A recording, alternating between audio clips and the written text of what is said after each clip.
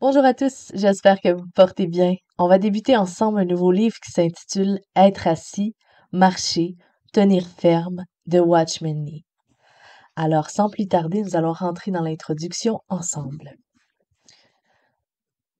Pour que la vie d'un chrétien puisse plaire à Dieu, elle doit correspondre exactement à sa pensée en toutes choses.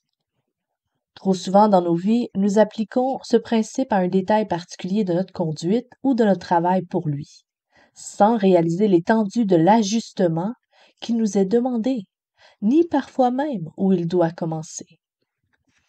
Mais Dieu mesure tout, du commencement à la fin, d'après les perfections de son Fils. Les Écritures affirment clairement que la volonté de Dieu est réunir sous un seul chef, le Christ. En lui, nous avons été mis à part. C'est ma prière fervente que par cette méditation, nos yeux s'ouvrent tout à nouveau pour découvrir que ce n'est qu'en nous fondant sur cette certitude que nous pouvons espérer réaliser le dessein de Dieu à notre égard, qui est que nous servions à célébrer sa gloire. Éphésiens 1, verset 12. Nous prendrons comme base de cette méditation l'épître de Paul aux Éphésiens. Comme plusieurs des lettres de l'apôtre, cette épître se divise en deux parties, une doctrinale et une pratique. La partie doctrinale, chapitres 1 à 3, traite principalement des grands faits de la rédemption que Dieu a accomplis pour nous en Christ. La partie pratique, chapitres 4 à 6, nous présente ensuite les exigences de Dieu à la lumière de cette rédemption. Les deux parties sont étroitement liées, mais nous verrons qu'elles présentent deux orientations différentes. La seconde partie de la lettre peut encore être divisée, selon le sujet traité, en une première et longue section du chapitre 4, verset 1 à chapitre 6, verset 9, et une seconde section beaucoup plus courte, du verset 10 à la fin du chapitre 6. La première section a trait à notre vie au sein de ce monde. La seconde à notre conflit avec le diable. Nous avons ainsi, et en tout, trois sous-divisions de l'Épître aux Éphésiens qui montrent la position du croyant en Christ, sa vie dans le monde et son attitude à l'égard de l'ennemi. Nous pouvons donc diviser l'Épître aux Éphésiens comme suit. A. Les doctrines, chapitres 1 à 3. A1. Notre position en Christ. B. La pratique, chapitres 4 à 6. B2. Notre vie dans le monde. B3. Notre attitude vis-à-vis de l'ennemi. De toutes les épîtres de Paul, c'est dans Éphésiens que nous trouvons les vérités spirituelles les plus profondes de la vie chrétienne. La lettre abonde en richesse spirituelle et cependant, elle est en même temps extrêmement pratique. Les premières moitiés de la lettre nous révèlent notre vie en Christ, comme étant une vie d'union avec lui et dans les lieux célestes. La seconde moitié nous montre en termes très pratiques comment une telle vie doit être vécue par nous ici-bas. Nous ne nous proposons pas ici d'étudier la lettre en détail. Nous toucherons cependant à quelques principes qui sont le fond de la pensée de l'apôtre. Dans ce but, nous choisirons un mot-clé dans chacune des trois sections mentionnées pour exprimer ce que nous croyons être l'idée directrice. Dans la première partie de la lettre, nous notons le mot « asseoir », chapitre 2, verset 6, qui est la clé de cette section et le secret d'une vraie expérience chrétienne. Car Dieu nous a fait asseoir avec Christ dans les lieux célestes. Et chaque chrétien doit commencer sa vie spirituelle à partir de cette position de repos. Dans la seconde partie, nous choisissons le mot « marcher », chapitre 4, verset 1, qui symbolise notre vie dans le monde. Nous sommes appelés ici à suivre dans notre marche chrétienne une conduite qui soit en accord avec notre vocation céleste. Et finalement, dans la troisième partie, nous trouvons la clé de notre attitude à l'égard de l'ennemi, contenue dans ce seul mot, tenir ferme. Chapitre 6, verset 11, qui exprime notre triomphe final. Nous avons ainsi comme mot-clé dans l'Épître aux Éphésiens, premièrement, notre position en Christ, être assis. Deuxièmement, notre vie dans le monde, c'est-à-dire marcher. Troisièmement, notre attitude à l'égard de l'ennemi, tenir ferme. La vie du croyant présente toujours ces trois aspects devant Dieu, devant les hommes et devant les puissances sataniques. Pour être utile entre les mains de Dieu, un homme doit être conforme à la pensée de Dieu dans ces trois domaines, sa position, sa vie et sa lutte. Il ne peut répondre aux exigences de Dieu s'il sous-estime l'importance de l'un d'entre eux, car chacun d'eux est une sphère dans laquelle Dieu veut exprimer la gloire de sa grâce qu'il nous a accordée dans son bien-aimé. Nous prendrons donc ces trois mots, être assis, marcher, tenir ferme, comme guide de l'étude de l'Épître, et comme texte pour le message qu'elle doit nous apporter aujourd'hui. Nous verrons qu'il est instructif de veiller à la fois à l'ordre et au contexte dans lequel il se présente. Chapitre 1. Être assis. Le Dieu de notre Seigneur Jésus-Christ, plusieurs points, en le ressuscitant d'entre les morts et en le faisant asseoir à sa droite dans les lieux célestes, au-dessus de toute principauté, autorité, puissance, souveraineté, au-dessus de tout nom qui ne peut se nommer, non seulement dans le siècle présent, mais encore dans le siècle à venir. Éphésiens 1, versets 17 à 21. Avec le Christ, il nous a ressuscités ensemble et fait asseoir ensemble dans les lieux célestes en Christ Jésus. C'est par la grâce, en effet, que vous êtes sauvés, par le moyen de la foi.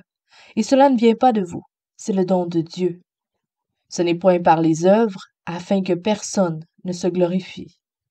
Éphésiens 2, versets 5 à 9. Dieu, en le faisant asseoir, c'est-à-dire Jésus-Christ, il nous a fait asseoir avec lui. Considérons premièrement les implications de ce mot « être assis ». Comme nous l'avons dit, il révèle le secret d'une vie céleste. La vie chrétienne ne commence pas par marcher, elle commence par être assis. La venue de Christ a marqué le début de l'ère chrétienne. Il nous a dit de lui qu'après avoir fait la purification des péchés, il s'est assis à la droite de la majesté divine dans les lieux très hauts. On peut lire dans Hébreux 1, verset 3. De même, nous pouvons dire qu'être en Christ marque le début de la vie chrétienne, c'est-à-dire le moment où, par la foi, nous nous voyons assis ensemble avec lui dans les lieux célestes. La plupart des chrétiens commettent l'erreur d'essayer de marcher afin de pouvoir être assis, ce qui est l'opposé de l'ordre normal. Notre raison dit, si nous ne marchons pas, comment pourrons-nous atteindre le but? À quoi pouvons-nous arriver sans effort? Comment pouvons-nous parvenir quelque part si nous ne marchons pas? Mais le christianisme est une chose étrange. Si tout au début, nous essayons de faire quelque chose, nous n'arrivons à rien. Si nous cherchons à atteindre quelque chose, nous manquons tout. Nous manquerons tout. Car le christianisme ne commence pas par un grand faire, mais par un grand tout est fait. C'est ainsi que la lettre aux Éphésiens s'ouvre par cette déclaration que Dieu nous a bénis de toute bénédiction spirituelle dans les lieux célestes en Christ. Éphésiens 1, verset 3. Et nous sommes conviés, dès le début, à nous asseoir et à jouir de ce que Dieu a fait pour nous, et non pas chercher à atteindre par nos propres forces. La marche implique un effort, alors que Dieu dit que nous sommes sauvés, non par les œuvres, mais par la grâce, par le moyen de la foi. Nous employons constamment cette expression « sauvés par la foi ». Mais qu'entendons-nous là? Par cela, pardon. Nous voulons dire que nous sommes sauvés en nous reposant sur le Seigneur Jésus, en nous confiant en lui. Nous n'avons rien fait pour nous sauver nous-mêmes, nous avons simplement déposé sur lui le fardeau de nos âmes chargées de péché. Nous avons commencé notre vie chrétienne non pas en nous reposant sur ce que nous avons fait nous-mêmes, mais sur ce qu'il a fait, lui. Avant de faire cela, un homme n'est pas chrétien, car dire je ne puis rien faire pour me sauver moi-même, mais par sa grâce, Dieu a tout fait pour moi en Christ. C'est faire le premier pas dans la vie de la foi. La vie chrétienne du commencement à la fin est basée sur le principe d'une dépendance absolue du Seigneur Jésus. Il n'y a pas de limite à la grâce que Dieu veut répandre sur nous. Il veut tout nous donner, mais nous ne pouvons rien recevoir à moins de nous reposer sur lui. Être assis est une position de repos. Quelque chose a été accompli, l'effort cesse, et nous nous assoyons. Il est paradoxal, mais vrai, que nous n'avancions dans la vie chrétienne qu'en apprenant avant tout à être assis. Au fond, que signifie être assis? Lorsque nous marchons ou que nous sommes debout, nous portons sur nos jambes tout le poids de notre propre corps. Mais quand nous sommes assis, notre poids tout entier, quel qu'il soit, repose sur la chaise ou le canapé où nous sommes assis. Nous nous fatiguons lorsque nous marchons ou que nous restons debout, mais nous nous sentons reposés dès que nous avons été assis quelques instants. En marchant ou en restant debout, nous dépensons beaucoup d'énergie. Mais une fois assis, nous nous délassons parce que ce ne sont plus nos muscles qui nous supportent, mais quelque chose en dehors de nous-mêmes. De même, dans le domaine spirituel, être assis signifie simplement faire reposer tout notre poids, notre fardeau, nous-mêmes, notre avenir. Tout sur le Seigneur. Nous lui laissons le soin de porter cette responsabilité et cessons de la porter nous-mêmes. Ce fut le principe de Dieu depuis le commencement. Dans sa création, Dieu travailla du premier jour jusqu'au 6e, et il se reposa le 7e. Nous pouvons dire que, pendant ces 6 jours, Dieu fut très occupé. Ensuite, la tâche qu'il s'était donnée étant accomplie, il cessa de travailler. Le 7e jour devient le sabbat de Dieu. Ce fut le repos de Dieu. Mais qu'en est-il d'Adam? Adam, nous est-il dit, fut créé le 6e jour. Il n'eut donc aucune part à ces 6 jours, ces 6 premiers jours de travail, car ce ne fut qu'à la fin de ces 6 jours qu'il fut créé. Le 7e jour de Dieu fut en fait le premier jour d'Adam. Tandis que Dieu avait travaillé pendant 6 jours pour jouir ensuite de son repos, Adam commença sa vie par le sabbat, car Dieu travaille avant de se reposer, tandis que l'homme doit d'abord entrer dans le repos de Dieu, afin de pouvoir ensuite travailler. De plus, ce fut parce que l'œuvre de la création de Dieu était réellement achevée que la vie d'Adam put commencer par le repos. Et c'est en ceci que consiste l'Évangile. Dieu a fait un pas de plus. Il a achevé l'œuvre de notre salut, et nous n'avons rien à faire pour le mériter, mais nous pouvons par la foi nous mettre au bénéfice de son œuvre parfaitement accomplie. Nous savons naturellement qu'entre ces deux faits historiques, entre le repos de Dieu dans la création et le repos de Dieu dans la rédemption, se déroule toute l'histoire tragique du péché et du jugement d'Adam, du travail incessant et inutile de l'homme et de la venue du Fils de Dieu, qui travailla et se donna jusqu'à ce que la position perdue fût retrouvée. Mon Père travaille jusqu'à présent. Moi aussi je travaille. Jean 5, verset 17. Telles furent ses paroles, jusqu'à ce que, pour finir son œuvre expiatoire achevée, il ait pu pousser ce cri. Tout est accompli. Jean 19, verset 30. C'est à cause de ce cri triomphant que l'analogie que nous avons indiquée est vraie. Le christianisme signifie que Dieu a tout accompli en Christ et que nous entrons simplement, par la foi, dans la jouissance de ce fait. Notre mot-clé ici n'est pas pris dans son contexte, un ordre de nous asseoir, mais une exhortation à nous voir assis en Christ. Paul prie afin que les yeux de notre cœur soient illuminés et que nous comprenions tout ce qu'implique pour nous ce double fait, que Dieu premièrement, par sa force puissante, l'a fait asseoir, et qu'ensuite, par sa grâce, il nous a fait asseoir avec lui. Et la première leçon qu'il nous faut apprendre est que l'œuvre n'est pas la nôtre, mais la sienne. Et ce n'est pas nous qui travaillons pour Dieu, mais c'est lui qui accomplit notre œuvre pour nous. Dieu nous donne notre position de repos. Il nous présente l'œuvre achevée par son Fils en nous disant « Assieds-toi ». L'offre qu'il nous a faite ne peut pas, je pense, être exprimée mieux que par les paroles de l'invitation au grand festin. En Luc 14, 17, « Venez, car tout est déjà prêt ». Nous commençons donc notre vie chrétienne non pas en accomplissant quelque chose, mais en découvrant ce que Dieu a déjà accompli pour nous. Amen. La portée de l'œuvre accomplie. À partir de là, l'expérience chrétienne se poursuit comme elle a commencé, fondée non pas sur nos propres œuvres, mais toujours et uniquement sur l'œuvre accomplie par un autre.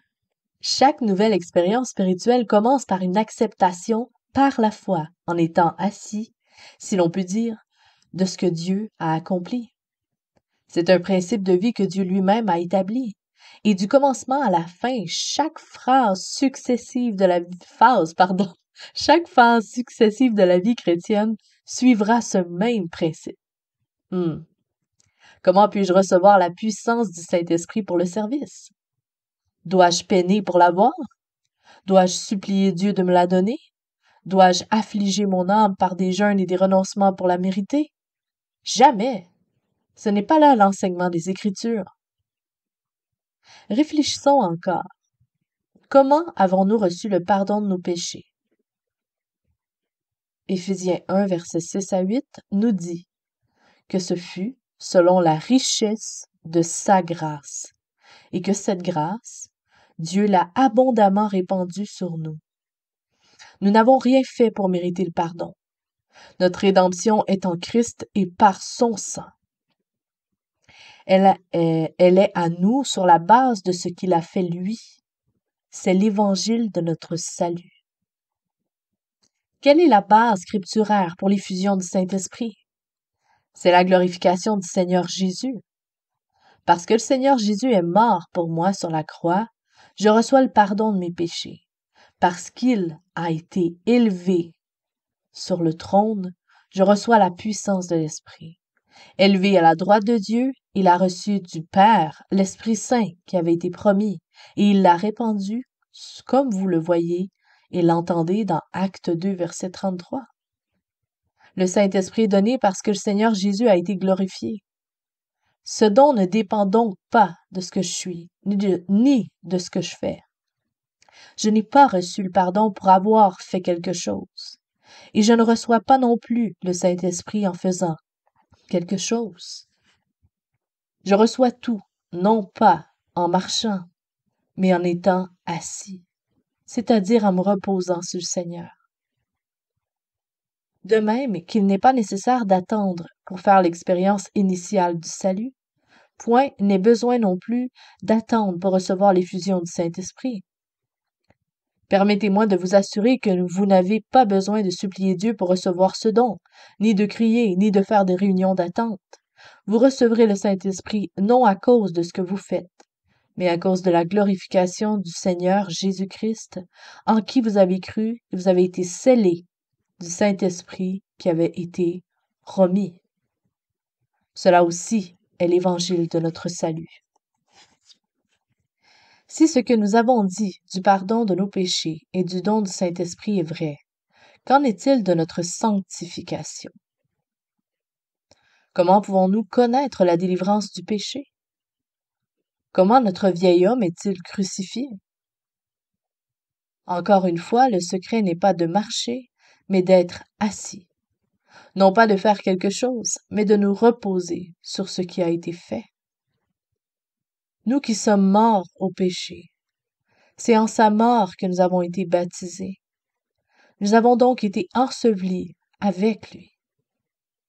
Dieu nous a rendus à la vie avec le Christ. Toutes ces déclarations sont faites au temps accompli, à l'aoris, qu'on dit. L'aoris est un temps de conjugaison grec qui peut exprimer une action arrivée à son terme, une action à son but ou une action de caractère général. Pourquoi cela? Parce que le Seigneur Jésus a été crucifié en dehors de Jérusalem, il y a près de 2000 ans, et que j'ai été crucifié avec lui. C'est un fait historique.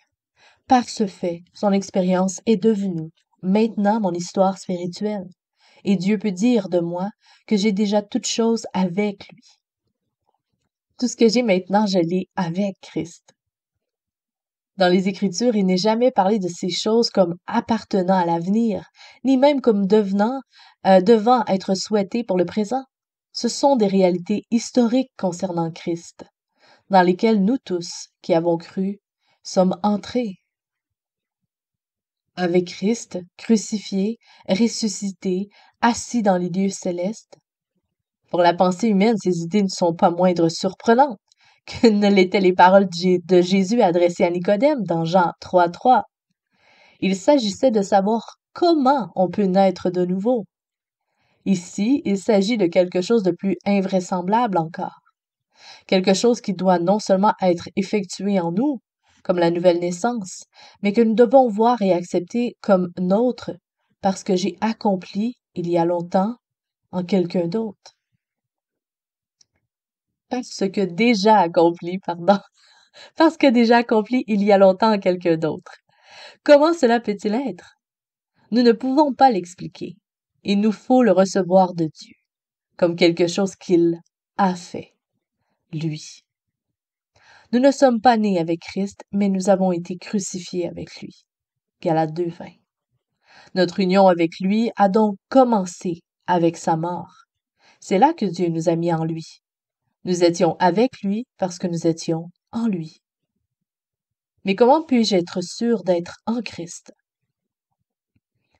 Je puis en être sûr parce que la Bible l'affirme et que c'est Dieu qui m'a mis en lui. C'est par lui, c'est-à-dire Dieu, que vous êtes en Christ Jésus. 1 Corinthiens 1:30. Celui qui nous a fait mis avec vous en Christ, c'est Dieu. 2 Corinthiens 1, verset 21. C'est lui qui l'a accompli dans sa sagesse divine et souveraine. Il nous faut le voir, le croire, l'accepter, et nous pouvons nous en réjouir. Si je mets un billet de 10 € dans les pages d'un livre, tout ce qui arrivera au livre arrivera aussi au billet qui est caché. Partout où je mettrai l'un, l'autre se trouvera aussi. Leur histoire est devenue une seule et même histoire. Tout aussi réellement, Dieu nous a mis en Christ. Par conséquent, ce qui lui est arrivé nous est arrivé à nous aussi. Toutes les expériences qu'il a faites, nous les avons aussi faites en lui. Nous savons que notre vieille nature a été crucifiée avec lui, afin que ce corps de péché soit réduit à l'impuissance et que nous ne soyons plus esclaves du péché. Romains 6:6. Notre histoire a été écrite avant que nous soyons nés. Le croyons-nous? C'est vrai. Notre crucifixion avec Christ est un fait historique, glorieux. Notre délivrance du péché est basée non pas sur ce que nous pouvons faire, ni même sur ce que Dieu fera pour nous, mais sur ce qu'il a déjà accompli pour nous en Christ. Lorsque ce fait s'illumine pour nous et que nous nous appuyons sur lui, considérez-vous comme morts au péché et comme vivants pour Dieu en Jésus-Christ. Nous avons trouvé le secret d'une vie sainte. Mais cela fait trop peu partie de notre expérience. Prenons un exemple. Si quelqu'un fait sur vous, oui, c'est ça. Si quelqu'un fait sur vous et en votre présence une remarque désagréable, comment réagissez-vous? Vous pincez les lèvres, vous serrez les dents et cherchez à vous dominer. Et si, grâce à un grand effort, vous réussissez à supprimer tout signe de ressentiment et à rester aimable, vous pensez avoir remporté une grande victoire. Mais le ressentiment demeure là. Il a simplement été caché. Et quelquefois, vous ne parvenez pas même à le cacher. Quelle en est la raison? C'est que vous essayez de marcher avant d'avoir été assis. Et cela conduit à une défaite sûre. Je le répète, aucune expérience chrétienne ne peut commencer par la marche et doit toujours commencer par rester assis. Le reste de la délivrance du péché ne consiste pas à faire quelque chose, mais à s'appuyer sur ce que Dieu a accompli. Un ingénieur qui vivait dans une grande ville de l'Occident avait dû quitter sa patrie pour l'Extrême-Orient. Il fut absent durant 2 ou 3 ans, et pendant son absence, sa femme lui fut infidèle et partit avec l'un de ses meilleurs amis. À son retour chez lui, il avait perdu sa femme, ses 2 enfants et son meilleur ami. À la fin d'une conférence que j'avais donnée, cet homme blessé si douloureusement m'ouvrit son cœur. Jour et nuit, depuis 2 longues années, mon cœur est rempli de haine, me dit-il. Je suis chrétien et je sais que je devrais pardonner à ma femme et à mon ami. Et bien que j'essaie désespérément de leur pardonner, je n'y arrive pas. Je prends chaque jour la résolution de les aimer, et chaque jour j'échoue. Que puis-je faire? Ne faites rien du tout, répondis-je. Que voulez-vous dire? Me demanda-t-il étonné. Dois-je continuer à les haïr? Je lui expliquai alors. Voilà la solution de votre problème. Lorsque le Seigneur Jésus est mort sur la croix, il a non seulement porté vos péchés, mais il vous a porté, vous aussi. Dieu a crucifié son Fils et il a crucifié votre vieil homme en lui, de sorte que votre moi, qui ne peut pas pardonner, ce moi qui ne peut simplement pas aimer ceux qui vous ont fait du mal, ce moi a été crucifié et mis à l'écart. Dieu a réglé toute cette situation sur la croix. C'est pourquoi vous n'avez plus rien à faire. Dites-lui tout simplement, Seigneur, je ne puis pas pardonner, et je n'essayerai pas de le faire, mais je me confie en toi pour que tu le fasses en moi. Je ne puis pas pardonner et je ne puis pas aimer, mais je me confie en toi pour que tu pardonnes et que tu aimes à ma place, et que tu fasses cela en moi. L'homme était assis là, tout étonné, et dit, tout cela est si nouveau, je sens qu'il me faut faire quelque chose à cet égard. Puis il ajouta quelques instants après, mais que puis-je faire? Dieu attend que vous cessiez de faire, dis-je. Lorsque vous aurez cessé de faire, Dieu agira. N'avez-vous jamais essayé de sauver un homme qui se noie? Il y a 2 moyens de le faire. Soit vous le frappez pour lui faire perdre connaissance et vous le tirez ensuite sur la rive, soit vous le laissez se débattre et crier jusqu'à épuisement de ses forces avant d'aller à son secours. Si vous tentez de le sauver tant qu'il lui reste quelque force, dans sa terreur, il vous agrippera, vous entraînera au fond et vous serez tous les deux perdus. Dieu attend de votre réserve de force soit, Dieu attend que votre réserve de force soit complètement épuisée avant de pouvoir vous délivrer. En fait, c'est tellement vrai. Dès que vous cessez d'agir, lui fait tout pour sa gloire, pour l'amour de son nom. Il est fidèle. Dieu attend que vous désespériez de vous-même. Mon ami, l'ingénieur, sauta sur ses pieds. Frère, dit-il, j'ai compris. Que Dieu soit loué. Tout est bien maintenant. Non, je n'ai rien à faire. C'est lui qui a tout accompli. Et le visage radieux, il s'en alla plein de joie. Dieu aime donner. Hmm. De toutes les paraboles des évangiles, l'histoire de l'enfant prodigue nous offre, je pense, l'illustration suprême de la manière dont nous pouvons plaire à Dieu. Le Père dit, il fallait bien se réjouir et s'égayer. Luc 15, verset 32. Et par ces mots, Jésus nous révèle ce qui, dans le domaine de la rédemption, remplit de joie le cœur du Père.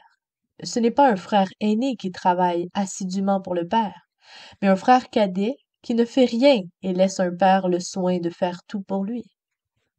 Ce n'est pas un frère aîné qui désire être toujours celui qui donne, mais un frère cadet toujours prêt à être celui qui reçoit.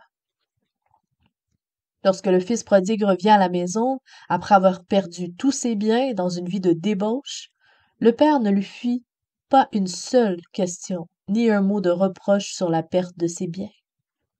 Il se désola, pas sur ce qu'il avait été dépensé, et ne fit que se réjouir de l'occasion que lui offrait le retour de son fils de dépenser davantage. Dieu est si riche qu'il n'a pas de plus grand désir que de donner. Ces trésors sont si abondants qu'il souffre lorsque nous lui refusons la possibilité de les répandre sur nous. D'où la joie du Père de trouver le Fils prodigue heureux de recevoir la robe, l'anneau, les souliers et le festin. D'où sa tristesse de ne pas trouver dans le Fils aîné la même disposition. Dieu souffre lorsque nous essayons de lui présenter quelque chose. Il est si immensément riche.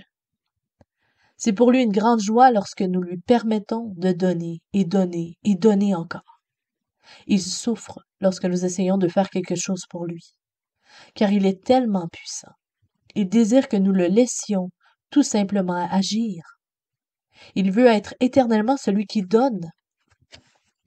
Si seulement nous voyions combien riche et combien grand est notre Dieu, nous lui laisserions tout le soin de donner et de faire. Pensons-nous que si nous cessions d'essayer de plaire à Dieu, notre bonne conduite s'en ressentirait? Si nous laissions à Dieu tout le soin de donner et de faire, pensons-nous que le résultat serait moins satisfaisant que si nous faisions quelque chose par nous-mêmes? C'est lorsque nous cherchons à faire par nous-mêmes que nous nous mettons de nouveau sous la loi. Mais les œuvres de la loi, nos bonnes œuvres même, sont des œuvres mortes que Dieu est. Dans la parabole du fils aîné et du fils prodigue, étaient tous deux éloignés des joies de la maison du Père.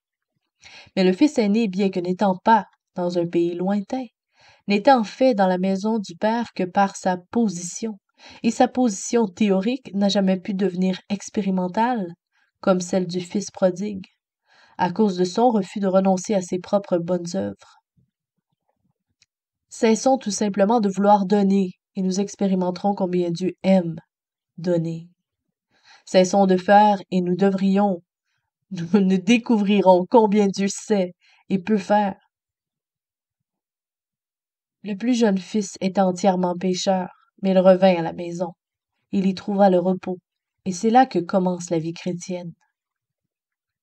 Mais Dieu est riche en miséricorde, et à cause du grand amour dont il nous a aimés, il nous a ressuscités ensemble et fait asseoir ensemble dans les lieux célestes en Jésus-Christ. Il fallait bien se réjouir et s'égayer. Luc 15, 32. Fin du chapitre. À bientôt.